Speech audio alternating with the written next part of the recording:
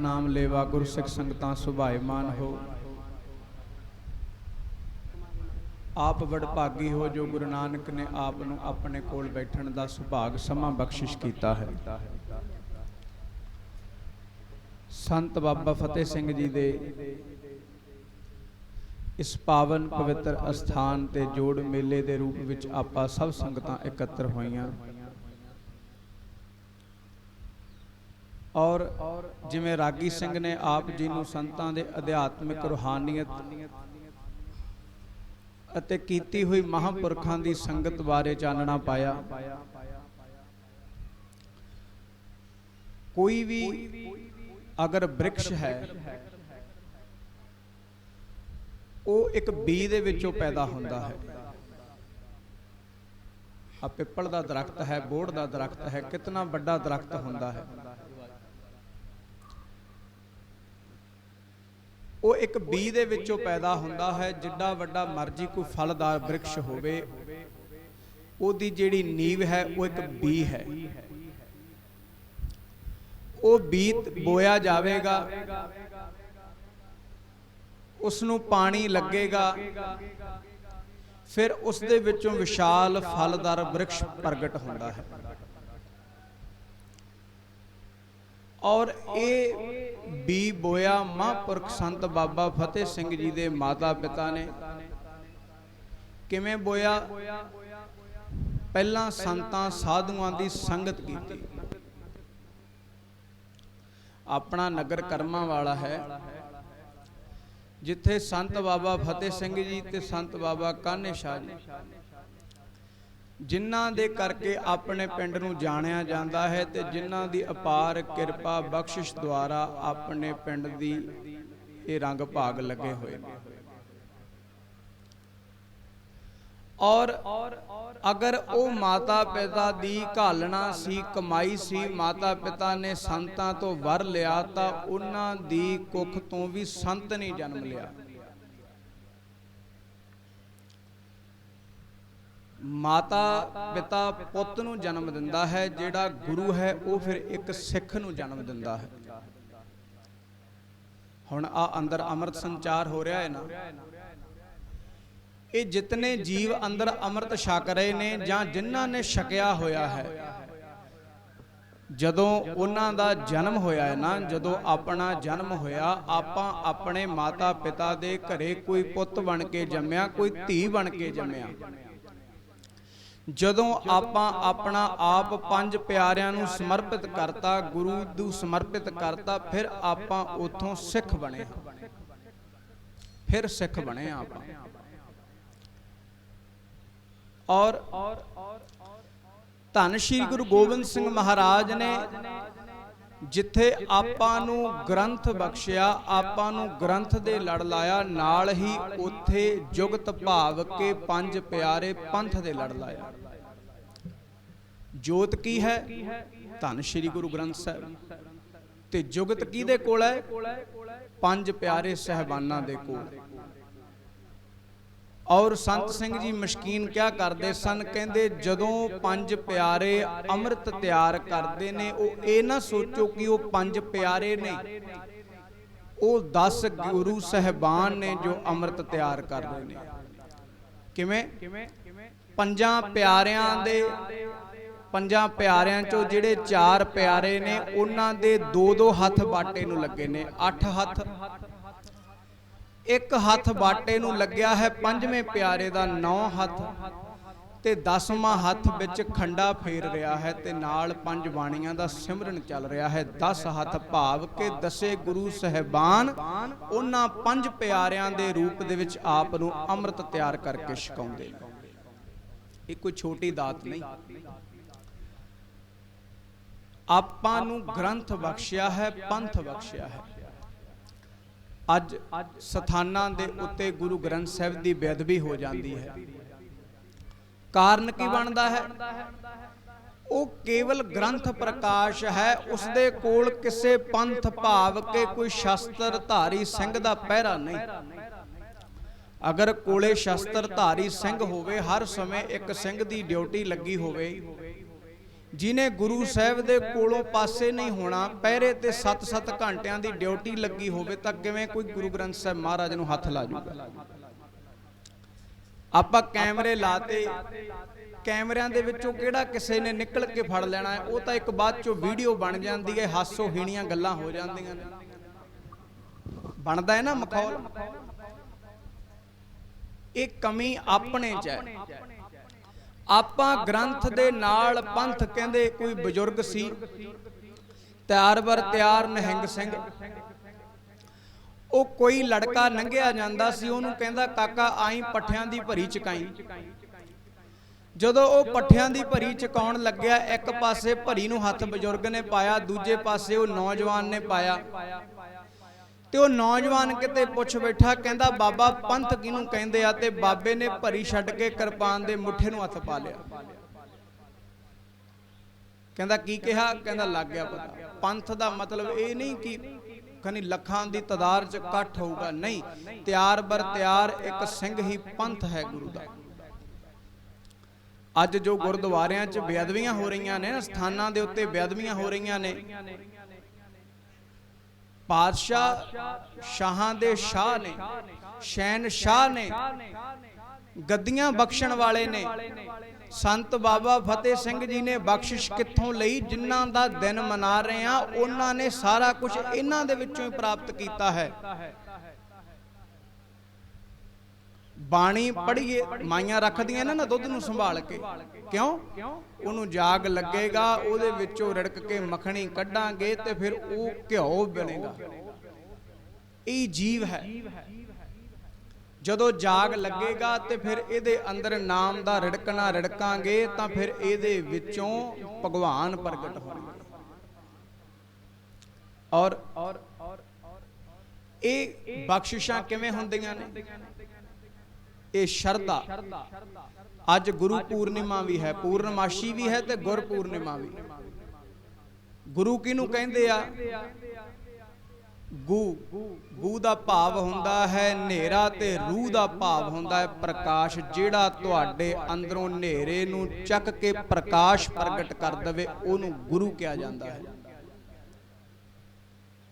ਤੇ ਆਪਾਂ ਨੂੰ ਦਸਮ ਪਿਤਾ ਧੰਨ ਸ਼੍ਰੀ ਗੁਰੂ ਗੋਬਿੰਦ ਸਿੰਘ ਮਹਾਰਾਜ ਨੇ ਲੜ ਲਾਇਆ ਕਿਹਦੇ? ਧੰਨ ਸਾਹਿਬ ਸ਼੍ਰੀ ਗੁਰੂ ਗ੍ਰੰਥ ਸਾਹਿਬ ਮਹਾਰਾਜ। ਫਿਰ ਆਪਾਂ ਆਉਨੇ ਆ 30 40 ਸਾਲ ਹੋ ਗਏ ਆਪਾਂ ਨੂੰ ਗੁਰਦੁਆਰਾ ਸਾਹਿਬ ਆਉਂਦਿਆਂ ਨੂੰ, ਪਰੰਤੂ ਜੇ ਆਪਾਂ ਗੁਰੂ ਦੀ ਗੱਲ ਹੀ ਨਾ ਮੰਨੀ ਤੇ ਫਿਰ ਆਪਣਾ ਆਇਆਂ ਦਾ ਕੋਈ ਲਾਭ ਨਹੀਂ। ਕਈਆਂ ਦੇ ਅੰਦਰ ਇਹ ਫੁਰਨਾ ਹੁੰਦਾ ਹੈ ਕਿ ਅੰਮ੍ਰਿਤ ਛਕਣ ਦੀ ਕੀ ਲੋੜ ਹੈ, ਮਨ ਸਾਫ਼ ਹੋਣਾ ਚਾਹੀਦਾ ਹੈ। ਤੁਸੀਂ ਸੜਕ ਤੇ ਜਾਂਦੇ ਹੋ, ਕੋਈ ਗੱਡੀ ਮੋਟਰ ਚਲਾਉਂਦੇ ਹੋ, ਤੁਸੀਂ ਟ੍ਰੈਫਿਕ ਦੇ ਰੂਲ ਫੋਲੋ ਨਾ ਕਰੋ, ਤੁਸੀਂ ਸੀਟ ਬੈਲਟ ਨਾ ਲਾਈ ਹੋਵੇ, ਮੋਟਰਸਾਈਕਲ ਵਾਲੇ ਨੇ ਹੈਲਮਟ ਨਾ ਲਿਆ ਹੋਵੇ, ਗੱਡੀ ਦੇ ਕਾਗਜ਼ ਨਾ ਪੂਰੇ ਹੋਣ, ਤੇ ਤੁਹਾਨੂੰ ਪੁਲਿਸ ਵਾਲਾ ਰੁਕ ਕੇ ਤੁਹਾਡਾ ਚਲਾਨ ਕੱਟੇ, ਤੇ ਜੇ ਤੁਸੀਂ ਉਹਨੂੰ ਕਹੋ ਮੇਰਾ ਤਾਂ ਮਨ ਸਾਫ਼ ਹੈ, ਮੈਨੂੰ ਪਤਾ ਸਾਰਾ ਕੁਝ ਆ, ਤੇ ਫੇਰ ਕੀ ਹੋ ਗਿਆ ਜੇ ਮੈਂ ਗੱਡੀ ਦਾ ਲਾਇਸੈਂਸ ਨਹੀਂ ਬਣਾਇਆ? ਨਹੀਂ ਭਾਈ, ਆਪਾਂ ਗੁਨਾਹਗਾਰ ਬਣਾਂਗੇ, ਆਪਾਂ ਨੂੰ ਚਲਾਨ ਭੁਗਤਣਾ ਪਵੇਗਾ। ਉਹ ਰੂਲ ਕਿਹਨੇ ਬਣਾਏ? ਇੱਕ ਦੁਨਿਆਵੀ ਬੰਦੇ ਨੇ। ਤੇ ਅਧਿਆਤਮਕ ਦੇ ਰੂਲ ਕਿਹਨੇ ਬਣਾਏ? ਮੇਰੇ ਗੁਰੂ ਨਾਨਕ ਨੇ, ਮੇਰੇ ਧੰਨ ਸਾਹਿਬ ਸ੍ਰੀ ਗੁਰੂ ਗ੍ਰੰਥ ਸਾਹਿਬ ਮਹਾਰਾਜ ਦੇ ਵਿੱਚ ਧੰਨ ਸਾਹਿਬ ਸ੍ਰੀ ਗੁਰੂ ਗੋਬਿੰਦ ਸਿੰਘ ਮਹਾਰਾਜ ਪਾਤਸ਼ਾਹ ਨੇ ਕਿਹਾ, ਰਹਿਤ ਪਿਆਰੀ ਮੁਝਕੋ ਸਿੱਖ ਪਿਆਰਾ ਨੇ। ਕੋਈ ਆਪਾਂ ਕਿਸੇ ਨੂੰ ਕੋਈ ਗੱਲ ਸੁਣਾਈਏ ਨਾ, ਪਿਓ ਆਪਦੇ ਪੁੱਤ ਨੂੰ ਕੋਈ ਗੱਲ ਸੁਣਾਵੇ ਤੇ ਪੁੱਤ ਮੰਨੇ ਨਾ, ਤੇ ਤੂੰ ਕਹੇਗਾ ਤੂੰ ਮੇਰੀ ਗੱਲ ਨਹੀਂ ਸੁਣੀ। ਉਹ ਕਹੂਗਾ ਸੁਣੀ ਤਾਂ ਹੈ ਪਰ ਮੰਨੀ ਨਹੀਂ। ਹੁਣ 40 ਸਾਲ ਹੋ ਗਏ, 50 ਸਾਲ ਹੋ ਗਏ, 60 ਸਾਲ ਹੋ ਗਏ ਆਪਾਂ ਨੂੰ ਸੁਣਦਿਆਂ ਨੂੰ, ਗੁਰਦੁਆਰਾ ਸਾਹਿਬ ਆਉਂਦਿਆਂ ਨੂੰ, ਕਿ ਗੁਰੂ ਦਾ ਹੁਕਮ ਹੈ ਕਿ ਖੰਡੇ ਬਾਟੇ ਦੀ ਪੌਲ ਛਕਣੀ ਹੈ। ਗੁਰੂ ਬਿਨਾ ਗਤੀ ਨਹੀਂ, ਕੁੰਭੈ ਬੱਧਾ ਜਲ ਰਹੇ, ਜਲ ਬਿਨ ਕੁੰਭ ਨਾ ਹੋਏ, ਗਿਆਨ ਕਾ ਬੱਧਾ ਮਨ ਰਹੇ, ਗੁਰ ਬਿਨ ਗਿਆਨ ਨਾ ਹੋਏ। ਤੇ ਜੇ ਆਪਾਂ ਕਹੀਏ ਸੁਣਿਆ ਤਾਂ ਹੈ ਪਰ ਮੰਨਿਆ ਨਹੀਂ ਭਾਈ, ਜਿਹਨੇ ਮੰਨਿਆ ਨਹੀਂ ਭਾਵ ਕਿ ਉਹਨੇ ਸੁਣਿਆ ਹੀ ਨਹੀਂ। ਕਿਉਂ? ਜਿਹਨੇ ਸੁਣ ਲਿਆ, ਪਾਤਸ਼ਾਹ ਕਹਿੰਦੇ ਆ ਸੁਣਿਆ ਸਿੱਧ ਪੀਰ ਸੁਰਨਾਥ। ਜਿਹਨੇ ਸੁਣ ਲਿਆ ਉਹ ਤਾਂ ਸਿੱਧ ਹੋ ਗਏ, ਉਹ ਤਾਂ ਪੀਰ ਹੋ ਗਏ। ਭਾਵ ਕਿ ਆਪਾਂ ਸੁਣਿਆ ਹੀ ਨਹੀਂ, ਆਪਾਂ ਪਹਿਲੀ ਪੌੜੀ ਚੜ੍ਹੇ ਹੀ ਨਹੀਂ। ਇੱਕ ਆਪਾਂ ਜੀਵਨ ਦਾ ਬਣਾ ਲਿਆ ਵੀ ਹਾਂ ਅਸੀਂ ਸੰਗਰਾਂਦ ਤੇ ਜਾਂ ਰੋਜ਼ ਗੁਰਦੁਆਰੇ ਜਾਂਦੇ ਆ, ਰੋਜ਼ ਅਸੀਂ ਗੁਰੂ ਨੂੰ ਮੱਥਾ ਟੇਕਦੇ ਆ। ਜਿਹੜਾ ਮੱਥਾ ਟੇਕਣਾ ਹੈ ਗੋਡੇ ਲਾ ਕੇ, ਹੱਥ ਲਾ ਕੇ, ਸਿਰ ਲਾਉਣਾ ਹੈ। 7 ਵਾਰ ਕੋਈ ਨੱਕ ਰਗੜਦਾ ਹੈ, ਕੋਈ 14 ਵਾਰ ਰਗੜਦਾ ਹੈ। ਇਹ ਇੱਕ ਸਰੀਰ ਦੀ ਕਿਰਿਆ ਹੈ। ਕੋਈ ਦੰਡਵਤ ਕਰਦਾ ਹੈ, ਲੰਮਾ ਪੈ ਕੇ ਗੁਰੂ ਸਾਹਿਬ ਨੂੰ ਮੱਥਾ ਟੇਕਦਾ ਹੈ। ਇਹ ਇੱਕ ਸਰੀਰ ਦੀ ਕਿਰਿਆ ਹੈ। ਪਰ ਗੁਰੂ ਦੀ ਖੁਸ਼ੀ ਉਦੋਂ ਪ੍ਰਾਪਤ ਹੋਵੇਗੀ ਜਦੋਂ ਉਹਨਾਂ ਦੇ ਬਚਨ ਇਹਨਾਂ ਕੰਨਾਂ ਰਾਹੀਂ ਸੁਣ ਕੇ ਹਿਰਦੇ ਦੇ ਵਿੱਚ ਨਿਵਾਸ ਕਰਨਗੇ। ਤੇ ਫਿਰ ਸੁਣਿਆ ਸਿੱਧ ਪੀਰ ਸੁਰਨਾਥ, ਜਿਹਨੇ ਸੁਣ ਕੇ ਮੰਨ ਲਿਆ। ਬਾਣੀ ਕਹਿੰਦੀ ਮੰਨੇ ਕੀ ਗਤ ਕਹੀ ਨਾ ਜਾਏ, ਜੇ ਕੋ ਕਹੈ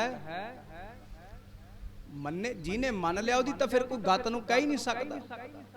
ਇਹ ਜਿਹਦੇ ਸਥਾਨ ਤੇ ਬੈਠੇ ਆ ਕੋਠੀ ਦੇ ਵਿੱਚ ਤਪ ਕੀਤਾ ਬਾਬਾ ਜੀ ਨੇ, ਬਾਬਾ ਫਤਿਹ ਸਿੰਘ ਜੀ ਨੇ, ਤੇ ਉਹਨਾਂ ਨੇ ਮੰਨਿਆ। ਆਪਾਂ ਪੈ ਜਾਂਦੇ ਆ ਵੀ ਆਪਾਂ ਜੀਵਨ ਰਾਜਨੀਤਿਕ ਜੀਵਨ ਵੀ ਫਲਾਨਾ ਆਇਆ, ਉਹ ਆ ਕੇ ਇੱਥੋਂ ਅਫਸਰ ਬਣ ਗਿਆ, ਫਲਾਨੇ ਨੂੰ ਉਹ ਬਣਾਤਾ, ਉਹ ਬਣਾਤਾ। ਨਹੀਂ ਭਾਈ, ਉਹ ਬੰਦਗੀ ਦੇ ਵਿੱਚੋਂ ਸਾਰੀਆਂ ਵਸਤੂਆਂ ਨਿਕਲਦੀਆਂ ਨੇ। ਬਾਬਾ ਆਨੰਦ ਸਿੰਘ ਮਹਾਰਾਜ ਕੋਲੇ ਪਟਿਆਲੇ ਵਾਲਾ ਰਾਜਾ ਆਇਆ, ਬਾਬਾ ਜੀ ਭੋਰੇ ਚ ਸਨ, ਤੇ ਸੇਵਾਦਾਰ ਨੇ ਜਾ ਕੇ ਬੇਨਤੀ ਕੀਤੀ ਜੀ ਪਟਿਆਲੇ ਵਾਲਾ ਰਾਜਾ ਆਇਆ। ਤੇ ਬਾਬਾ ਜੀ ਕਹਿੰਦੇ ਆਪਾਂ ਮਿਲ ਕੇ ਕੀ ਲੈਣਾ? ਕਹਿੰਦੇ ਮਹਾਰਾਜ ਉਹ ਰਾਜਾ, ਬਾਬਾ ਜੀ ਕਹਿੰਦੇ ਆਪਾਂ ਜੋਗੀ, ਉਹ ਰਾਜਾ, ਆਪਣਾ ਮੇਲ ਹੀ ਕੋਈ ਨਹੀਂ। ਤੇ ਜਦੋਂ ਪਟਿਆਲੇ ਵਾਲੇ ਰਾਜੇ ਦੇ ਕੰਨ ਦੇ ਵਿੱਚ ਇਤਨੀ ਗੱਲ ਪਈ, ਪਿੰਟ ਚਾੜੀ, ਝਾੜੂ ਚੱਕ ਲਿਆ ਤੇ ਝਾੜੂ ਫੇਰਨ ਲੱਗ ਗਿਆ। ਵਜ਼ੀਰ ਨੇ ਕਿਹਾ ਰਾਜਨ ਝਾੜੂ ਨਾ ਫੇਰੋ, ਤੁਸੀਂ ਰਾਜੇ ਹੋ, ਝਾੜੂ ਮੈਨੂੰ ਫੜਾ ਦਿਓ। ਤੇ ਵਜ਼ੀਰ ਨੂੰ ਕਹਿਣ ਲੱਗਿਆ ਰਾਜਨ, ਕਹਿੰਦਾ ਵਜ਼ੀਰ ਤੂੰ ਮੇਰੇ ਹੱਥੋਂ ਝਾੜੂ ਨਹੀਂ ਖੋ ਰਿਹਾ, ਅਗਲੇ ਜਨਮ ਦਾ ਰਾਜ ਖੋ ਰਿਹਾ। ਇਹ ਰਾਜ ਦੇਣ ਵਾਲੇ ਕੌਣ ਨੇ? ਮਹਾਂਪੁਰਖ। ਪਰ ਉਹ ਵੀ ਆਪਾਂ ਅੱਜ ਕਹਿੰਦੇ ਆ ਨਾ ਬੜਾ ਸੁੰਦਰ ਅੰਬ ਲੱਗਿਆ ਹੈ, ਅੰਬ ਬੜੇ ਸਵਾਦ ਨੇ, ਆ ਸਿਓ ਲਾਗੇ, ਲੀਚੀ ਲਾਗੀ, ਬਦਾਮ ਲਾਗੇ, ਅੰਗੂਰ ਲਾਗੇ। ਸ਼ੁਰੂਆਤ ਕਿੱਥੋਂ ਹੋਈ ਹੈ? ਬੀ ਤੋਂ ਸ਼ੁਰੂਆਤ ਹੋਈ ਹੈ। ਉਹ ਬੀ ਬੋਇਆ ਗਿਆ ਧਰਤੀ ਦੇ ਵਿੱਚ, ਕਾਹਦਾ? ਨਾਮ ਦਾ। ਉਹਦੇ ਵਿੱਚੋਂ ਫਿਰ ਬ੍ਰਿਕਸ਼ ਪੈਦਾ ਹੋ ਗਿਆ, ਫਿਰ ਅਨੇਕਾਂ ਦਾਤਾਂ ਸੰਸਾਰ ਨੂੰ ਮਹਾਂਪੁਰਖ ਆਪਣੀ ਝੋਲੀ ਦੇ ਵਿੱਚੋਂ ਵੰਡ ਰਹੇ ਨੇ। ਅੰਮ੍ਰਿਤ ਛਕਣਾ ਜ਼ਰੂਰੀ ਹੈ ਭਾਈ। ਗੁਰੂ ਵਾਲੇ ਬਣੋ। ਗੁਰੂ ਵਾਲਿਆਂ ਨੂੰ ਕੋਈ ਨਹੀਂ ਮਾਰ ਸਕਦਾ, ਗੁਰੂ ਵਾਲਿਆਂ ਨੂੰ ਕੋਈ ਨਹੀਂ ਮਾਰ ਸਕਦਾ। ਤੇ ਉਹਨਾਂ ਦੇ ਚਪੇੜਾਂ ਪੈਂਦੀਆਂ ਨੇ ਜਿਨ੍ਹਾਂ ਨੂੰ ਗੁਰੂ ਭੁੱਲ ਗਿਆ ਹੈ। ਜਿਨ੍ਹਾਂ ਨੂੰ ਗੁਰੂ ਭੁੱਲ ਗਿਆ ਉਹਨਾਂ ਦੇ ਚਪੇੜਾਂ ਪੈਂਦੀਆਂ ਨੇ। ਦਸਮ ਪਿਤਾ ਧੰਨ ਸ਼੍ਰੀ ਗੁਰੂ ਗੋਬਿੰਦ ਸਿੰਘ ਮਹਾਰਾਜ ਦਮਦਮਾ ਸਾਹਿਬ ਦੀ ਧਰਤੀ ਤੇ ਗਏ। ਉੱਥੋਂ ਦਾ ਰਾਜਾ ਸਰਦਾਰ ਸੀ ਡੱਲ। ਭਾਈ ਡੱਲ ਦੇ ਕੋਲੇ ਦਸਮ ਪਿਤਾ ਧੰਨ ਸ਼੍ਰੀ ਗੁਰੂ ਗੋਬਿੰਦ ਸਿੰਘ ਮਹਾਰਾਜ ਰਹੇ ਤੇ ਰੋਜ਼ 500 ਸਿੰਘਾਂ ਦੀ ਰਸਦ ਭਾਈ ਡੱਲ ਦੇ ਖਜ਼ਾਨੇ ਦੇ ਵਿੱਚੋਂ ਲੰਗਰਾਂ 'ਚ ਪੈਂਦੀ ਸੀ। ਤੇ ਜਿੱਦਣ ਭਾਈ ਡੱਲ ਦੇ ਕੋਲੋਂ ਦਸਮ ਪਿਤਾ ਧੰਨ ਸ਼੍ਰੀ ਗੁਰੂ ਗੋਬਿੰਦ ਸਿੰਘ ਮਹਾਰਾਜ ਕੂਚ ਕਰਨ ਲੱਗੇ, ਜਾਣ ਲੱਗੇ ਦਮਦਮਾ ਸਾਹਿਬ ਦੀ ਧਰਤੀ ਤੋਂ, ਤੇ ਭਾਈ ਡੱਲ ਨੇ ਪ੍ਰਸ਼ਨ ਕੀਤਾ ਕਿ ਮਹਾਰਾਜ ਕਦੋਂ ਆਉਂਗੇ ਵਾਪਸ? ਪਾਤਸ਼ਾਹ ਕਹਿਣ ਲੱਗੇ ਡੱਲ ਹੁਣ ਅਸੀਂ ਵਾਪਸ ਨਹੀਂ ਆਉਣਾ, ਤੂੰ ਮੰਗ ਲੈ ਜੋ ਕੁਛ ਮੰਗਣਾ। ਤੇ ਮੁਸਕਰਾ ਕੇ ਕਹਿਣ ਲੱਗਿਆ ਗੁਰੂ ਸਾਹਿਬ ਜੀਓ ਮੇਰੇ ਕੋਲ ਮੇਰਾ ਪਰਿਵਾਰ ਹੈ, ਮੇਰੇ ਕੋਲ ਮੇਰੇ ਸਿਪਾਹੀ ਨੇ, ਮੇਰੀਆਂ ਫੌਜਾਂ ਨੇ, ਮੈਂ ਸਰਦਾਰ ਹਾਂ, ਖੁੱਲੀ ਜ਼ਮੀਨ ਜਾਇਦਾਦ ਹੈ, ਧਨ ਦੌਲਤ ਹੈ, ਮੈਨੂੰ ਕਿਸੇ ਵਸਤੂ ਦੀ ਕੋਈ ਜ਼ਰੂਰਤ ਨਹੀਂ। ਤਾਂ ਪਾਤਸ਼ਾਹ ਕਹਿਣ ਲੱਗੇ ਨਹੀਂ ਡੱਲ ਹਜੇ ਵੀ ਸੋਚ ਲੈ, ਮੰਗ ਲੈ ਜੇ ਕੁਛ ਮੰਗਣਾ। ਤੇ ਭਾਈ ਡੱਲ ਕਹਿਣ ਲੱਗਿਆ ਹਾਂ बाकी सारियां वस्तुआं तां हन, पर तुसीं कई वार सचखंड दा जिक्र करदे हो। किरपा करो उस सचखंड दे विच मैनूं पीढ़ी जिन्नी थां बख्श दिओ। अज दे प्रचारक की कहंदे आ, कोई सचखंड नहीं हुंदा, कोई पाणियां ते शरधा रखण दी लोड़ नहीं, कोई अमृत वेला नहीं। असीं इत्थे बड़ैचे कथा करके आए तो इन्हां ने नेट ते पाती ते थल्ले एक ने कमेंट कीता होया, कोई अमृत वेला नहीं हुंदा, कहंदा जदों उठ खड़े उदों ही बस गुरु नानक नूं याद करो। नहीं भाई, पातशाह कहंदे आ अमृत वेला सच नाओ वडियाई विचार। अमृत वेले उठ के शेख सादी कहंदे ने, जे दिन दे समय राजा बनना है तो रात दे चौथे पैर उस अकाल पुरख अगे भिखारी बन जा। शेख सादी दा वचन। चौथा पैर केड़ा हुंदा है? 4 पैर दिन दे हुंदे ने, 4 पैर रात दे। सवेर दे 3 तो लैके 6 बजे तक चौथा पैर हुंदा है रात दा, आखरला पैर। अमृत वेला हुंदा है ते ये जेड़े अज कह रहे ने गातरे पा के, चोले पा के कह रहे ने कि लोड़ ही नहीं, कोई अमृत वेला नहीं हुंदा, कोई अमृत सरोवर नहीं हुंदा, कोई नितनेम दी लोड़ नहीं। जेड़े नितनेम करदे ने वो कहंदे अभ्यास करन दी लोड़ नहीं, वो तां तोता रटना है। जेड़े अभ्यास करदे ने वो कहंदे नितनेम दी लोड़ नहीं, कल्ला वाहिगुरू ही जपो। कोई बंदा सी, वो दरख्तां नूं बड़ी नफरत करदा सी, दरख्तां नूं नफरत करदा सी ते पर वो रोज दरख्त दी जड़ दे विच शक्कर पाया करे। तुसीं किसी चीज़ दा विरोध करना होवे ना, रजनीश कहंदा किसी चीज़ दा विरोध करना है, जे तां ओहदे विरोध दे विच होवोगे तां दुनिया तुहाडे खिलाफ हो जाएगी, ते जे तुसीं ओहदे हक दे विच हो के ओहदा विरोध करोगे तां किसी नूं पता ही नहीं लगना, लोग तुहाडी वाह वाह करनगे। वो इंसान सी दरख्तां दे खिलाफ, पेड़ पौधे चंगे नहीं लगते सन, पर की करया करे, रोज शक्कर घोल के पाया करे दरख्त दी जड़ दे विच। ते ओहदे मित्र ने एक दिन पुछ लिया, कहंदा भी तूं तां कुदरत नूं प्यार नहीं करदा सी, तूं रोज किवें हुण दरख्तां नूं शक्कर पाउंदा फिरदा है? वो कहंदा प्यार तां मैं हुण भी नहीं करदा। वो कहंदा फिर? वो कहंदा मैं जे हुण कहाड़ा चक लिया, इनू वड्डण लग गया तां मेरे पिंड वाले खिलाफ हो जाणगे। मैं रोज घोल के शक्कर पाउणा, शक्करां दे उत्ते आउणगे कीड़े कीड़ियां, ते कीड़े कीड़ियां ने इहदी जड़ खोखली कर देनी है, जदन हनेरी आउणी ने आपे ही डिग पैणा दरख्त ने। यही हाल अज साडे धर्म दे विच हो रहा है, विचों खोखला करन लगे होए ने। एवें ना सुनिया करो किसी दियां, ये जिन्ना सुनांगे ना, जिन्ना कोई आह पावांगे वल वलेमियां च। सानू एक दिन एक बंदा कहंदा जी वाहिगुरू किवें जपना चाहिदा, उम्र ओहदी 60 साल। ते मैं कहा भी तू किवें जपदा? कहंदा नहीं मैं तां हजे पुछदा भी। कई कहंदे आ उच्ची जपो वाहिगुरू, कई कहंदे आ साह अद्धा खिच लो अद्धा छड्ड दो, कई कहंदे आ मूंह बंद करके जपो। जपो तां सही ना।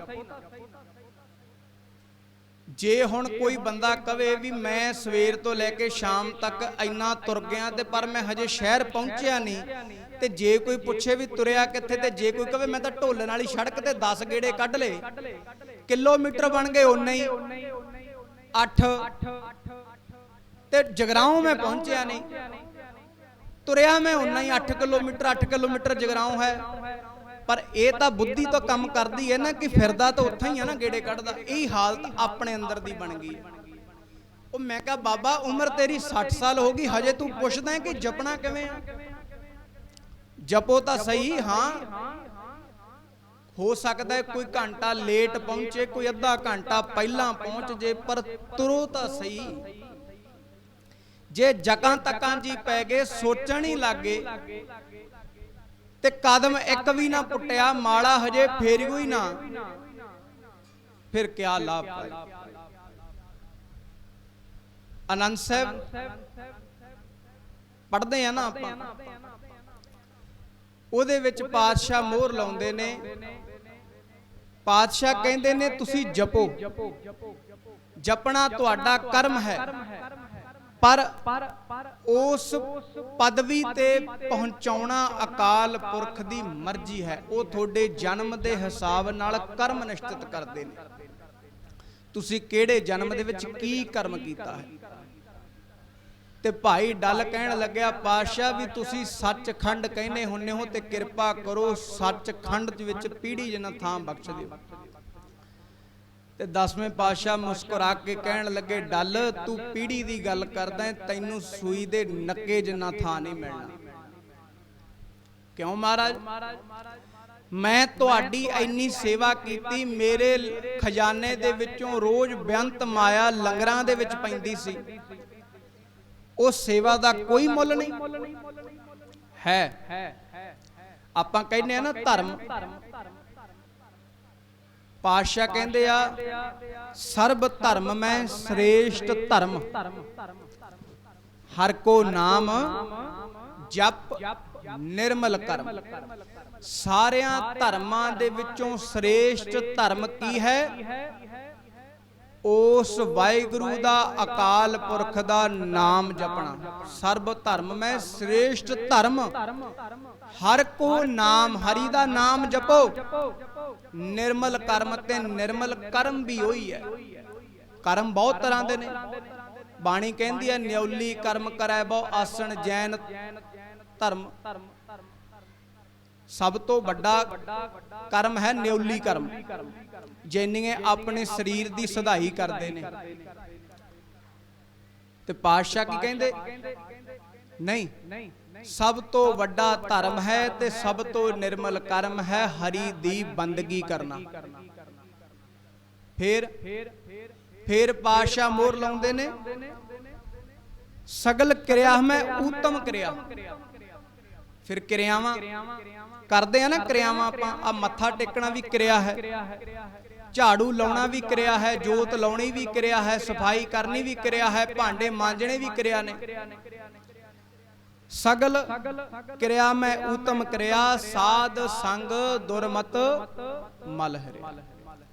ਸਾਧੂਆਂ ਦੀ ਸੰਗਤ ਦੇ ਵਿੱਚ ਬਹਿ ਕੇ, ਸੰਗਤ ਕਿਹਨੂੰ ਕਹਿੰਦੇ ਆ? ਸੱਸੇ ਉੱਤੇ ਟਿੱਪੀ ਸੰਗ ਭਾਵ ਕੇ ਮੈਂ, ਗਤ ਭਾਵ ਕੇ ਮਰ ਜਾਣਾ। ਜਿੱਥੇ ਬਹਿ ਕੇ ਤੁਹਾਡੀ ਅੰਦਰ ਦੀ ਮੈਂ ਮਰ ਗਈ, ਉਹਨੂੰ ਸੰਗਤ ਕਹਿੰਦੇ ਨੇ। ਸਾਧ ਸੰਗ ਦੁਰਮਤ ਮਲ ਹਰਿਆ, ਜਿਹੜੀ ਤੁਹਾਡੇ ਅੰਦਰ ਦੁਰਾਚਾਰੀ ਮੈਲ ਹੈ, ਦ્વੈਸ਼ ਭਾਵਨਾ ਹੈ, ਜਦ ਉਹ ਮਿਟ ਜਾਵੇਗੀ, ਉਹ ਸਭ ਤੋਂ ਉੱਤਮ ਕਿਰਿਆ ਹੈ। ਆ ਜੋ ਬੈਠੇ ਆ ਪਾਤਸ਼ਾਹ ਦੇ ਸਨਮੁਖ, ਤੇ ਕਹਿਣ ਲੱਗੇ, ਡੱਲ ਹਾਂ ਤੂੰ ਸੇਵਾ ਬਹੁਤ ਕੀਤੀ ਹੈ, ਤੈਨੂੰ ਤੇਰੀ ਸੇਵਾ ਦਾ ਫਲ ਸੇਵਾ ਦੇ ਰੂਪ ਵਿੱਚ ਦਵਾਂਗੇ। ਜੇ ਮਰ ਕੇ ਸੱਪ ਬਣ ਗਿਆ, ਕਿਸੇ ਚੰਗੇ ਜੋਗੀ ਦੇ ਹੱਥ ਜਾਵੇਂਗਾ, ਤੈਨੂੰ ਵਧੀਆ ਪਦਾਰਥ ਛਕਣ ਨੂੰ ਮਿਲਣਗੇ। ਜੇ ਮਰ ਕੇ ਘੋੜਾ ਬਣ ਗਿਆ, ਕਿਸੇ ਅਰਬੀ ਦੇ ਘਰ ਜਾਵੇਂਗਾ, ਤੈਨੂੰ ਛੋਲੇ ਬਦਾਮ ਚਾਰਿਆ ਕਰੂਗਾ। ਜੇ ਮਰ ਕੇ ਕੁੱਤਾ ਬਣ ਗਿਆ, ਤੂੰ ਕਿਸੇ ਵੱਡੇ ਘਰ ਦੇ ਵਿੱਚ ਜਾਏਗਾ, ਬਿੱਡਾਂ ਤੇ ਸੋਇਆ ਕਰੇਗਾ। ਪਰ ਜੇ ਸੱਚਖੰਡ ਦੇ ਵਿੱਚ ਥਾਂ ਲੈਣੀ ਹੈ, ਤਾਂ ਖੰਡੇ ਵਾਟੇ ਦਾ ਅੰਮ੍ਰਿਤ ਛਕਣਾ ਪੈਣਾ ਹੈ। ਚਰਨਾਂ ਤੇ ਟਹਿ ਪਿਆ, ਗਿਆਨ ਹੋ ਗਿਆ। ਪਾਤਸ਼ਾਹ ਨੇ ਐਸਾ ਬਾਣ ਮਾਰਿਆ। ਕਾਹਦਾ ਬਾਣ? ਸ਼ਬਦ ਦਾ ਬਾਣ।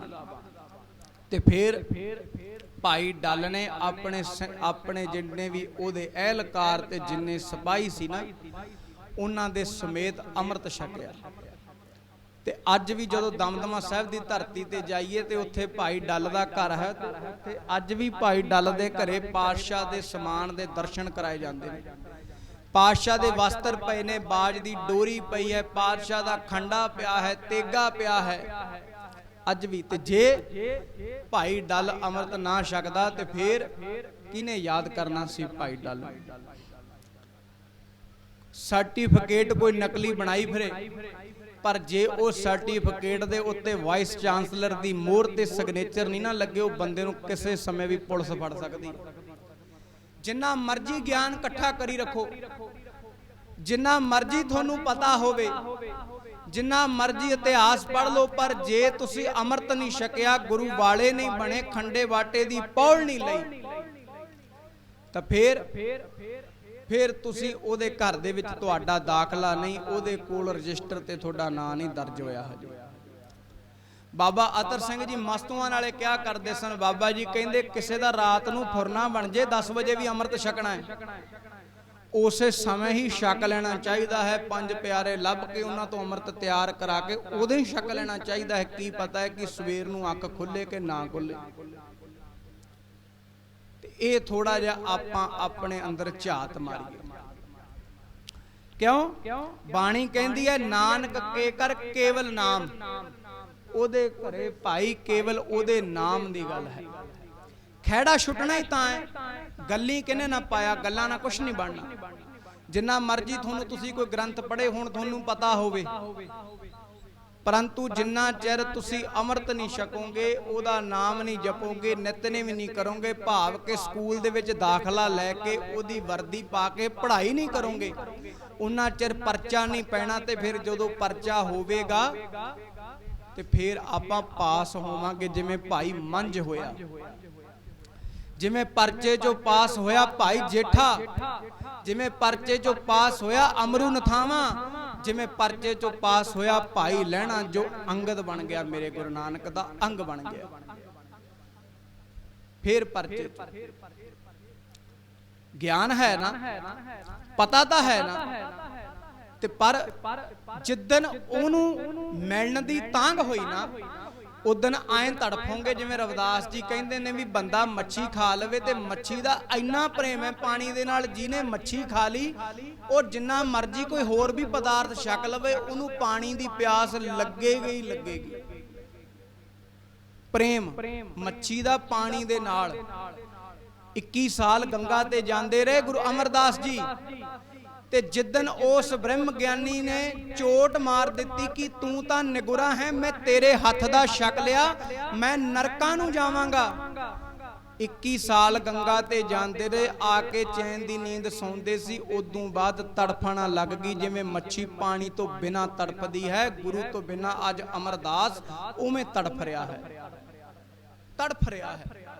ਮੈਂ ਨਥਾਵਾਂ, ਮੈਂ ਨਗੁਰਾ, ਮੈਂ ਗੁਰੂ ਵਾਲਾ ਨਹੀਂ। ਬ੍ਰਾਹਮਣ ਨੇ ਕਹਿ ਦਿੱਤਾ ਵੀ ਜੇ ਮੈਂ ਤੇਰੇ ਹੱਥ ਦਾ ਛਕ ਲਿਆ ਮੈਂ ਨਰਕਾਂ ਨੂੰ ਜਾਵਾਂਗਾ। ਉਹ ਨਹੀਂ ਭਾਈ, ਇਹ ਐਸੀ ਮੇਰੇ ਗੁਰੂ ਨਾਨਕ ਦੀ ਦ੍ਰਿਸ਼ਟੀ ਹੈ, ਜਿਹੜੀ ਭੂਮੀਏ ਚੋਰ ਤੇ ਪਈ ਤੇ ਭੂਮੀਆਂ ਸੰਤ ਬਣ ਗਿਆ, ਸੱਜਣ ਠੱਗ ਤੇ ਬਈ ਤੇ ਸੱਜਣ ਸਾਧੂ ਬਣ ਗਿਆ। ਇਹ ਐਸੀ ਦ੍ਰਿਸ਼ਟੀ ਹੈ ਮੇਰੇ ਗੁਰੂ ਨਾਨਕ ਦੀ। ਆਪਾਂ ਵੀ ਪਵਾਈਏ। ਪਾਤਸ਼ਾਹ ਬਾਣੀ ਦੇ ਵਿੱਚ ਮੋਹਰ ਲਾਉਂਦੇ ਨੇ, ਸ੍ਰਿਸ਼ਟ ਸਭ ਇੱਕ ਵਰਨ ਹੋਈ, ਧਰਮ ਕੀ ਗਤ ਰਹੀ। ਗੁਰੂ ਨਾਨਕ ਪਾਤਸ਼ਾਹ ਕਹਿੰਦੇ ਆ ਇਹ ਜਿਹੜੀ ਸ੍ਰਿਸ਼ਟੀ ਹੈ ਨਾ, ਸਭ ਇੱਕ ਵਰਨ ਹੋਈ। ਵਰਨ ਕਿਹਨੂੰ ਕਹਿੰਦੇ ਆ? ਇੱਕ ਵਖਰੇਵਾਂ। ਜਿਵੇਂ ਮਨੂ ਸਿਮਰਤੀ ਦੇ ਵਿੱਚ ਅਗਰ ਆਪਾਂ ਮਨੂ ਸਿਮਰਤੀ ਪੜ੍ਹੀਏ, ਉਹਦੇ ਵਿੱਚ ਇਨਸਾਨ ਨੂੰ 4 ਭਾਗਾਂ 'ਚ ਵੰਡਿਆ ਗਿਆ ਸੀ, ਜਿਹਨੂੰ ਆਪਾਂ ਬਾਅਦ ਦੇ ਵਿੱਚ ਜਾਤਾਂ ਬਣਾ ਦਿੱਤਾ। ਪਹਿਲਾ ਭਾਗ ਸੀ ਬ੍ਰਾਹਮਣ। ਬ੍ਰਾਹਮਣ ਉਹਨੂੰ ਕਿਹਾ ਗਿਆ ਸੀ ਜਿਹੜਾ ਹਰ ਇੱਕ ਕੰਮ ਕਰਨ ਤੋਂ ਪਹਿਲਾਂ ਆਪਣੇ ਦਿਮਾਗ ਦੀ ਵਰਤੋਂ ਕਰਦਾ ਹੈ, ਜਿਹੜਾ ਸਿਰ ਮੂਹਰੇ ਰੱਖਦਾ ਹੈ। ਹੁੰਦਾ ਨਾ, ਕਹਿੰਦੇ ਪਹਿਲਾਂ ਸੋਚੀਏ ਤੇ ਫੇਰ ਬੋਲੀਏ। ਤੇ ਕਈ ਵਾਰ ਕੋਈ ਬੰਦਾ ਮੂੰਹ ਚੋਂ ਗੱਲ ਕਹਿ ਦਿੰਦਾ ਤੇ ਬਾਅਦ ਚੋਂ ਸੋਚੀ ਜਾਊ ਵੀ ਆਹ ਮੈਂ ਕੀ ਕਹਿ ਬੈਠਾ। ਕੋਈ ਕੰਮ ਕਰ ਦਿੰਦਾ, ਬਾਅਦ ਚੋਂ ਸੋਚੀ ਜਾਊ ਵੀ ਮੈਂ ਆਹ ਕੀ ਕਰ ਬੈਠਾ। ਮਨੂ ਸਿਮਰਤੀ ਦੇ ਵਿੱਚ ਬ੍ਰਾਹਮਣ ਉਹਨੂੰ ਕਿਹਾ ਗਿਆ ਹੈ ਜਿਹੜਾ ਬੋਲਣ ਤੋਂ ਪਹਿਲਾਂ, ਚੱਲਣ ਤੋਂ ਪਹਿਲਾਂ, ਖਾਣ ਤੋਂ ਪਹਿਲਾਂ, ਕੋਈ ਕਰਮ ਕਰਨ ਤੋਂ ਪਹਿਲਾਂ ਆਪਣੇ ਦਿਮਾਗ ਦੀ ਵਰਤੋਂ ਕਰਦਾ ਹੈ। ਉਹਨੂੰ 5 ਪਿਆਰੇ ਸਾਹਿਬਾਨ ਆ ਰਹੇ ਨੇ ਸਟੇਜ ਤੇ ਅੰਮ੍ਰਿਤ ਛਕਾ ਕੇ। ਆਓ ਪਹਿਲਾਂ ਉਹਨਾਂ ਦਾ ਜੀ ਆਇਆਂ ਕਰੀਏ, ਫਿਰ ਉਸ ਤੋਂ ਉਪਰੰਤ ਰਹਿੰਦੀ ਵਿਚਾਰ ਕੀਤੀ ਜਾਵੇ।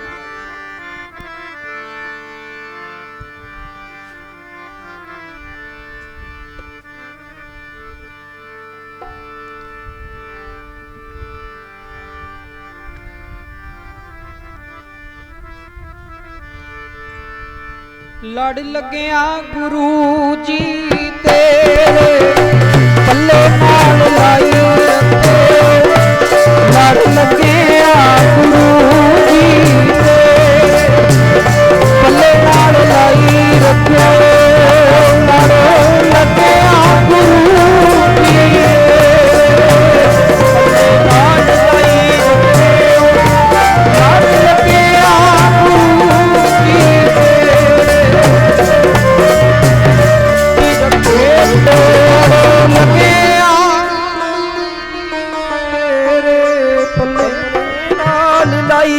ਰੱਖੇ, ਲੜ ਲੱਗਿਆ ਗੁਰੂ ਜੀ ਤੇਰੇ ਪੱਲੇ ਨਾਲ ਲਾਈ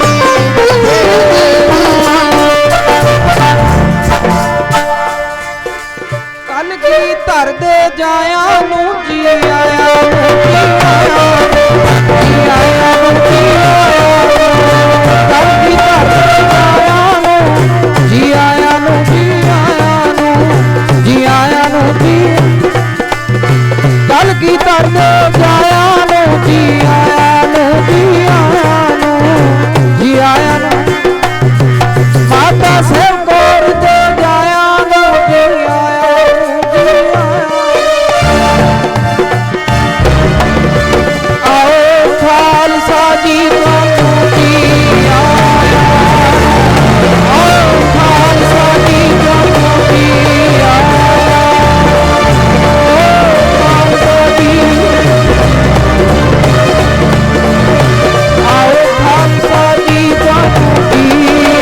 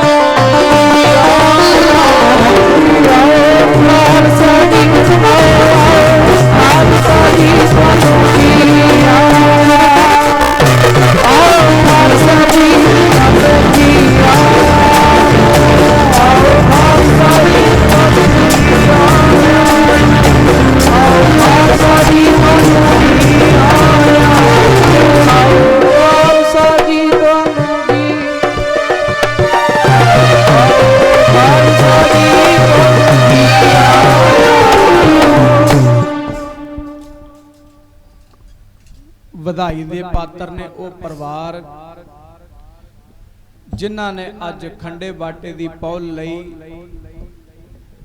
ਤੇ ਮੇਰੇ ਦਸਮ ਪਿਤਾ ਧੰਨ ਸ਼੍ਰੀ ਗੁਰੂ ਗੋਬਿੰਦ ਸਿੰਘ ਮਹਾਰਾਜ ਨੇ ਜੋ ਦਮਦਮਾ ਸਾਹਿਬ ਦੀ ਧਰਤੀ ਦੇ ਉੱਤੇ ਬਚਨ ਕੀਤਾ ਸੀ, ਇਨ ਪੁੱਤਰਨ ਕੇ ਸੀਸ ਪਰਵਾਰ ਦਿਏ ਸੁਤਚਾਰ, ਚਾਰ ਮੋਇਤਾ ਕਿਆ ਭਇਆ ਜੀਵਤ ਕਈ ਹਜ਼ਾਰ। ਮੇਰੇ ਪਾਤਸ਼ਾਹ ਦੀ ਇਸ ਬਾਣੀ ਨੂੰ ਲਾਜ ਰੱਖੀਏ। ਅੱਜ ਆਪਾਂ ਵਧਾਈ ਦੇ ਪਾਤਰ ਹੋ ਜਿਹੜੇ ਅੱਜ ਜਿਹਨੇ ਮੇਰਾ ਪਰਿਵਾਰ ਵਧਾਇਆ ਹੈ, ਮੇਰੇ ਦਸਵੇਂ ਪਾਤਸ਼ਾਹ ਦਾ ਪਰਿਵਾਰ ਵਧਾਇਆ। ਇਸਲਾਮ ਧਰਮ ਦੇ ਵਿੱਚ ਨਾ ਕੋਈ ਜਿੱਡਾ ਵੱਡਾ ਮਰਜ਼ੀ ਲੱਖਪਤੀ ਹੋਵੇ, ਅਰਬਾਂਪਤੀ ਹੋਵੇ, ਦੁਬਈ ਦੇ ਵਿੱਚ ਦੇਖੋ, ਇਸਲਾਮਿਕ ਦੇਸ਼ਾਂ ਦੇ ਵਿੱਚ ਦੇਖੋ, ਸਿੱਖਾਂ ਦੇ ਘਰ ਭਰੇ ਪਏ ਨੇ ਪੈਸੇ ਦੇ ਨਾਲ, ਪਰ ਜਦੋਂ ਉਹ ਮਸਜਿਦ ਦੇ ਵਿੱਚ ਜਾਂਦੇ ਨੇ ਨਾ, ਜਾਂ ਉਹਨਾਂ ਨੂੰ ਜੋ ਉਹਨਾਂ ਦੇ ਮੁਹੰਮਦ ਸਾਹਿਬ ਵੱਲੋਂ ਹੁਕਮ ਹੈ, ਉਹਨਾਂ ਦੇ ਧਰਮ ਦੇ ਮੁਤਾਬਕ ਜੋ ਹੁਕਮ ਹੈ, 5 ਵਕਤ ਦਾ ਨਮਾਜ਼ੀ ਹੋਣਾ, 40-40 ਦਿਨ ਦੇ ਰੋਜ਼ੇ ਰੱਖਣੇ, ਤੇ ਉਹ ਉਸ ਦੇ ਵਿੱਚ ਪੱਕੇ ਨੇ।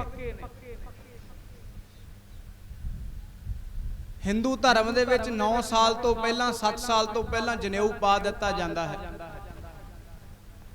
ਇਸਲਾਮ ਧਰਮ ਦੇ ਵਿੱਚ ਸੁਨਨਤ ਕਰ ਦਿੱਤੀ ਜਾਂਦੀ ਹੈ, ਪਰ ਆਪਣੇ ਕਿਸੇ ਕੋਲ 4 ਛਿੱਲੜ ਆ ਜਾਣ, ਆਪਾਂ ਗੁਰੂ ਦਾ ਬਚਨ ਮੰਨ ਕੇ ਹੀ ਰਾਜੀ। ਬਾਬਾ ਜੀ ਮੋਹਰ ਲਾਇਆ ਕਰਦੇ ਸਨ। ਬਾਬਾ ਜੀ ਕਹਿੰਦੇ ਜਿਹੜਾ ਧਨਵਾਨ ਹੈ ਨਾ ਜਿਹਦੇ ਕੋਲ ਮਾਇਆ ਹੈ। ਵੈਸੇ ਗੁਰਬਾਣੀ ਤਾਂ ਧਨਵਾਨ ਉਹਨੂੰ ਮੰਨਦੀ ਹੈ ਜਿਨ੍ਹਾਂ ਦੇ ਕੋਲੇ ਨਾਮ ਦਾ ਖਜ਼ਾਨਾ ਹੈ। ਤੇ ਬਾਈਬਲ ਦੇ ਵਿੱਚ ਲਿਖਿਆ ਹੈ, ਬਾਈਬਲ ਦੇ ਵਿੱਚ ਲਿਖਿਆ ਹੈ, ਕਹਿੰਦੇ ਊਠ ਨੂੰ ਸੂਈ ਦੇ ਨੱਕੇ ਵਿੱਚ ਦੀ ਲੰਘਾਇਆ ਜਾ ਸਕਦਾ ਹੈ, ਇੱਕ ਧਨੀ ਪੁਰਸ਼ ਨੂੰ ਗੁਰੂ ਦੇ ਮੂਹਰੇ ਝੁਕਾਉਣਾ ਬਹੁਤ ਔਖਾ ਹੈ। ਕਿਉਂ?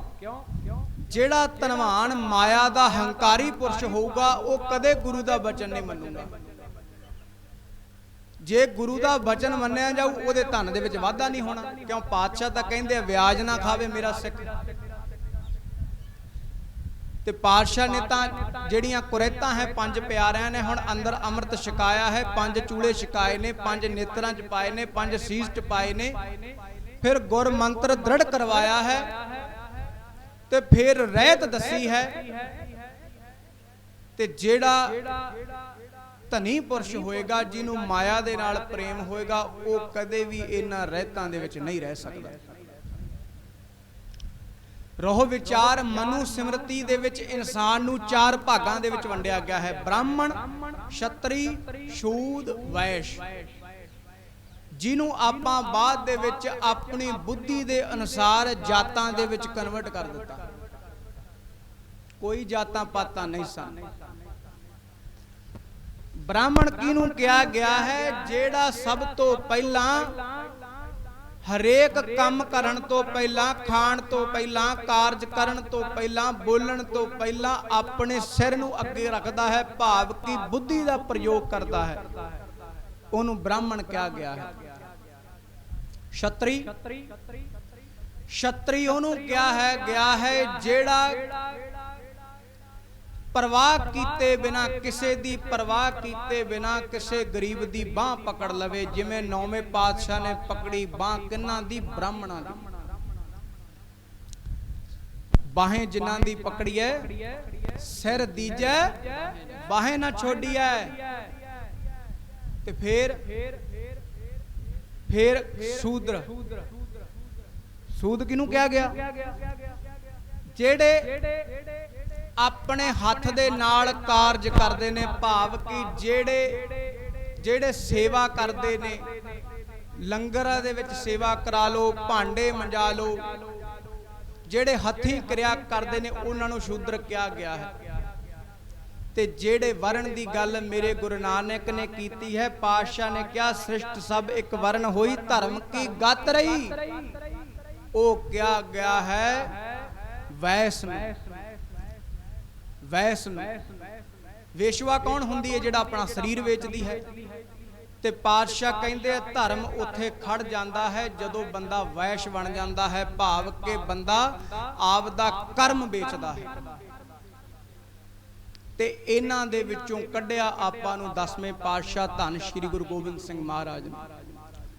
ਸਭ ਤੋਂ ਵੱਡੀ ਦੇਣ ਮੇਰੇ ਪਾਤਸ਼ਾਹ ਦੀ ਆਪਾਂ ਨੂੰ ਜਾਤਾਂ ਦੇ ਵਿੱਚੋਂ ਕੱਢਿਆ। ਅੰਮ੍ਰਿਤ ਛਕਾ ਕੇ ਫਿਰ ਉਹ ਬਾਟੇ ਨੂੰ ਸਭ ਦੇ ਮੁਖ ਦੇ ਨਾਲ ਰਹਿੰਦਾ ਅੰਮ੍ਰਿਤ ਉਹ ਬਾਟਾ ਲਾਇਆ ਜਾਂਦਾ ਹੈ ਤੇ ਆਪਾਂ ਕੀ ਹੋ ਜਾਂਦੇ ਆ? ਸੁਨਹਿਰੀਏ ਭਰਾ। ਸੁਨਹਿਰੀਆ ਕਹਿੰਦੇ ਆ ਬਾਟਾ। ਤੇ ਜਦੋਂ ਉਹ ਇੱਕ ਬਾਟੇ ਦੇ ਵਿੱਚੋਂ ਸਭ ਨੇ ਅੰਮ੍ਰਿਤ ਛਕ ਲਿਆ ਤਾਂ ਆਪਾਂ ਸੁਨਹਿਰੀਏ ਭਰਾ ਹੋ ਜਾਂਦੇ। ਤੇ ਭਾਈ ਸੰਤ ਬਾਬਾ ਫਤਿਹ ਸਿੰਘ ਜੀ ਮਹਾਰਾਜ ਦੇ ਉਹਨਾਂ ਦੇ ਇਸ ਸਥਾਨ ਦੇ ਉੱਤੇ ਆਪਾਂ ਜੋੜ ਮੇਲਾ ਮਨਾ ਰਹੇ ਹਾਂ। ਜਿਨ੍ਹਾਂ ਵੀ ਸਿੱਖ ਸੰਗਤਾਂ ਨੇ ਅੱਜ ਅੰਮ੍ਰਿਤ ਛਕਿਆ ਹੈ ਤੇ ਜਾਂ ਜਿਨ੍ਹਾਂ ਦਾ ਪਹਿਲਾਂ ਛਕਿਆ ਹੋਇਆ ਹੈ, ਆਪ ਸਭ ਵਧਾਈ ਦੇ ਪਾਤਰ ਹੋ। ਤੇ ਜਿਹੜੇ ਰਹਿ ਗਏ, ਜਿਨ੍ਹਾਂ ਨੇ ਨਹੀਂ ਛਕਿਆ, ਜਿਨ੍ਹਾਂ ਦੇ ਮਨ ਦੇ ਵਿੱਚ ਹਜੇ ਵਲਵਲੇ ਨੇ ਵੀ ਆਹ ਵੀ ਕਰ ਲਈਏ, ਉਹ ਵੀ ਕਰ ਲਈਏ, ਨਹੀਂ। ਉਹ ਕਹਿੰਦੇ ਨਾ ਕੋਈ ਰਾਜਾ ਸੀਗਾ ਤੇ ਉਹਨੇ ਬੜੇ ਆਪ ਦੇ ਮਹਿਲ ਦੇ ਵਿੱਚ ਸ਼ੀਸ਼ੇ ਲਾਏ ਹੋਏ ਸੀ। ਉਹਦੀ ਰਾਣੀ ਸੀ ਕਰੂਪ, ਤੇ ਉਹਦੀ ਰਾਣੀ ਜਿਹੜਾ ਵੀ ਸ਼ੀਸ਼ਾ ਦੇਖਿਆ ਕਰੇ ਤੇ ਸ਼ੀਸ਼ੇ ਨੂੰ ਤੋੜ ਦਿਆ ਕਰੇ। 10-12 ਸ਼ੀਸ਼ੇ ਲਾਏ, ਸਾਰੇ ਤੋੜਤੇ।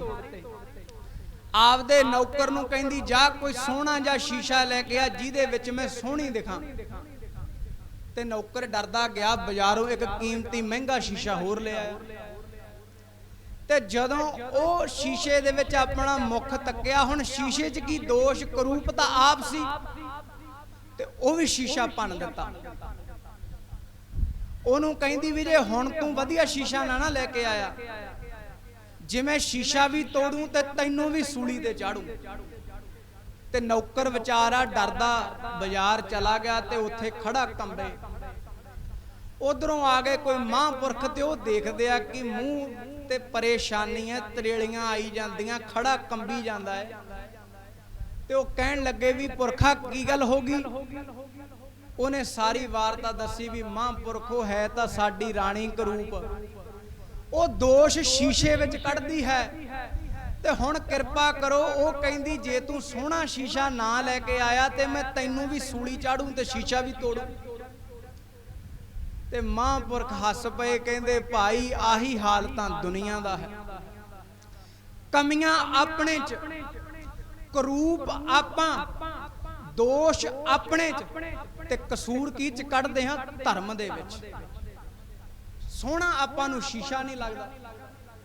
ਆਪਾਂ ਕਹਿੰਦੇ ਨਹੀਂ ਨਹੀਂ, ਕਿਹੜਾ ਸਵੇਰੇ ਉੱਠੂ, ਕਿਹੜਾ ਸ਼ਰਾਬ ਛੱਡੂ, ਕਿਹੜਾ ਮਾਸ ਛੱਡੂ। ਭਾਈ ਜਿਹਦੇ ਸਥਾਨ ਤੇ ਬੈਠੇ ਆ, ਜਿਹਦੇ ਦਰ ਦੇ ਉੱਤੇ ਬਹਿ ਕੇ ਉਹਦੇ ਸੋਲੇ ਗਾ ਰਹੇ ਆ।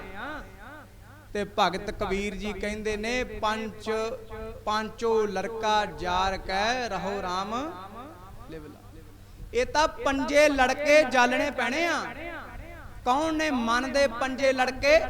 ਕਾਮ, ਕ੍ਰੋਧ, ਲੋਭ, ਮੋਹ, ਹੰਕਾਰ, ਆਪਦਾ ਆਪ ਮਾਰਨਾ ਪੈਣਾ, ਫੇਰ ਖੇਡ ਬਣਨੀ ਹੈ ਭਾਈ। ਕਿਉਂ ਆਪਾਂ ਨੂੰ ਦੂਜਿਆਂ ਦੇ ਧਰਮ ਚੰਗੇ ਲੱਗਦੇ ਨੇ ਵੀ ਉਹ ਫਲਾਣੇ ਦੇ ਜਾਵੜੋ, ਫਲਾਣੇ ਬਾਬੇ ਦੇ ਜਾਵੜੋ, ਕੰਨ 'ਚ ਮੰਤਰ ਦਿੰਦਾ ਫਲਾਣੇ ਦੇ ਜਾਵੜੋ। ਉਹ ਤਾਂ ਚੰਗੇ ਲੱਗਦੇ ਨੇ, ਉੱਥੇ ਰਹਿਤ ਨਹੀਂ, ਉੱਥੇ ਮਰਿਆਦਾ ਨਹੀਂ। ਧਰਮ ਸਿੱਖ ਧਰਮ ਨਹੀਂ, ਧਰਮ ਤਾਂ ਨਾਮ ਹੈ। ਸਰਬ ਧਰਮ ਮੈਂ ਉੱਤਮ ਧਰਮ, ਹਰ ਕੋ ਨਾਮ ਜਪ ਨਿਰਮਲ ਕਰਮ। ਮੇਰੇ ਪਾਤਸ਼ਾਹ ਨੇ ਤੁਹਾਨੂੰ ਸਿੱਖੀ ਦੇ ਰੂਪ ਵਿੱਚ ਰਹਿਤ ਬਖਸ਼ੀ ਹੈ। ਤੇ ਅਰਦਾਸ ਕਰੋ ਪਾਤਸ਼ਾਹ ਦੇ ਮੂਹਰੇ। ਕਿਉਂ? ਅੱਜ ਆ ਜੀਵਨ ਬਣਿਆ ਹੈ ਗੋਬਿੰਦ ਮਿਲਣ ਕੀ, ਇਹ ਤੇਰੀ ਬਰੀਆ। ਅੱਜ ਬੈਠੇ ਆ ਖੌਰੇ ਦੁਆਰਾ ਸਮਾਂ ਬਣੇ ਨਾ ਬਣੇ ਬੈਠਣ ਦਾ। ਜੇ ਇੱਕ ਵਾਰ ਪਤੰਗ ਹੈ ਨਾ, ਉਹ ਡੋਰ ਟੁੱਟ ਗਈ, ਦੁਬਾਰਾ ਹੱਥ ਆਉਣਾ ਗੁੱਡਾ। ਤੇ ਅੱਜ ਉਵੇਂ ਹੀ ਇਹ ਸਾਂਝ ਪਈ ਹੋਈ ਆ ਗੁਰੂ ਦੇ ਨਾਲ। ਤੇ ਅੱਜ ਇਹ ਟੁੱਟ ਗਈ ਤੇ ਫੇਰ ਪਤਾ ਨਹੀਂ ਕੀ ਹਾਲ ਹੋਣਾ ਹੈ ਭਾਈ। ਕਿਹੜੀਆਂ ਟੇਢੀਆਂ ਮੇਢੀਆਂ ਜੂਨਾਂ ਦੇ ਵਿੱਚ ਪੈਣਾ ਪਊਗਾ। 84 ਲੱਖ ਜੂਨ ਦੇ ਵਿੱਚੋਂ ਸਰਮੌਰ ਉੱਤਮ ਜੂਨ ਹੈ ਮਨੁੱਖ ਦੀ। ਆਪਾਂ ਆਪਣੀ ਸੋਝੀ ਦੇ ਨਾਲ, ਆਪਾਂ ਨੂੰ ਪਤਾ ਹੈ ਕੀ ਖਾਣਾ ਹੈ, ਕੀ ਪੀਣਾ ਹੈ, ਆਪਾਂ ਨੂੰ ਪਤਾ ਹੈ ਕੀ ਪਹਿਨਣਾ ਹੈ। ਤੇ ਜੇ ਫੇਰ ਵੀ ਆਪਾਂ ਗੁਰੂ ਤੋਂ ਬੇਮੁਖ ਹੋਵਾਂਗੇ ਤੇ ਫਿਰ ਆਪਾਂ ਪਾਪਾਂ ਦੇ ਅਧਿਕਾਰੀ ਹੋਵਾਂਗੇ ਭਾਈ। ਮਹਾਂਪੁਰਖ ਬਾਬਾ ਫਤਿਹ ਸਿੰਘ ਜੀ ਰਾਜਨੀਤਿਕ ਜੀਵਨ ਚ ਆਏ। ਕਿਉਂ ਆਏ? ਬਾਣੀ ਮੋਹਰ ਲਾਉਂਦੀ ਹੈ, ਹੰਸ ਉੱਡ ਕੋਧਰੇ ਭਇਆ ਲੋਕ ਵਿਡਾਰਨ ਜਾਏ। ਕਹਿੰਦੇ ਕੋਈ ਹੰਸ ਉੱਡਿਆ, ਕੋਧਰੇ ਦੇ ਖੇਤ ਵਿੱਚ ਆ ਗਿਆ ਤੇ ਲੋਕ ਡਾਂਗਾਂ ਲੈ ਕੇ ਪਿੱਛੇ ਪੈ ਗਏ ਕਿ ਕਿਤੇ ਹੰਸ ਕੋਧਰਾ ਨਾ ਖਾ ਜੇ। ਉਹ ਭਲਿਓ, ਹੰਸ ਕਦਾ ਕੋਧਰਾ ਨਹੀਂ ਖਾਂਦਾ ਹੁੰਦਾ। ਕੀ ਪਤਾ ਤੁਹਾਨੂੰ ਲਾਲ ਬਖਸ਼ਣ ਆਇਆ ਹੋਵੇ। ਅਗਰ ਸੰਤ ਤੁਹਾਡੇ ਪਿੰਡ ਵਿੱਚ ਆਏ, ਤੁਹਾਡੇ ਆਪਣੇ ਨਗਰ ਦੇ ਵਿੱਚ ਰਹਿ ਕੇ ਇੱਥੇ ਬੰਦਗੀ ਕੀਤੀ, ਰਾਜਨੀਤਿਕ ਜੀਵਨ ਵੀ ਬਤੀਤ ਕੀਤਾ, ਤਾਂ ਉਹ ਰਾਜਨੀਤਿਕ ਜੀਵਨ ਦੇ ਵਿੱਚ ਆਨੰਦ ਲੈਣ ਨਹੀਂ ਆਏ ਸਨ। ਜਿਵੇਂ ਹੰਸ ਕੋਧਰੇ ਦੇ ਖੇਤ ਵਿੱਚ ਲਾਲ ਛੱਡ ਜਾਂਦਾ ਹੈ, ਤਾਂ ਉਵੇਂ ਮਹਾਂਪੁਰਖ ਰਾਜਨੀਤਿਕ ਜੀਵਨ ਦੇ ਵਿੱਚ ਲਾਲ ਛੱਡ ਜਾਂਦੇ ਨੇ। ਇਹ ਮਹਾਂਪੁਰਖਾਂ ਦੇ ਜੀਵਨ ਤੋਂ ਇਹ ਸੇਧ ਲਵੋ ਕਿ ਉਹਨਾਂ ਨੇ ਅੰਮ੍ਰਿਤ ਛਕਿਆ ਸੀ, ਆਪਾਂ ਵੀ ਛਕੀਏ। ਉਹ ਨਿਤਨੇਮ ਕਰਦੇ ਸੀ, ਆਪਾਂ ਵੀ ਕਰੀਏ। ਉਹ ਕੀਰਤਨ ਦੇ ਧਨੀ ਸਨ, ਆਪਾਂ ਵੀ ਕੀਰਤਨ ਸਿੱਖੀਏ, ਸੁਣੀਏ। ਤੇ ਫੇਰ ਭਾਈ ਕੋਈ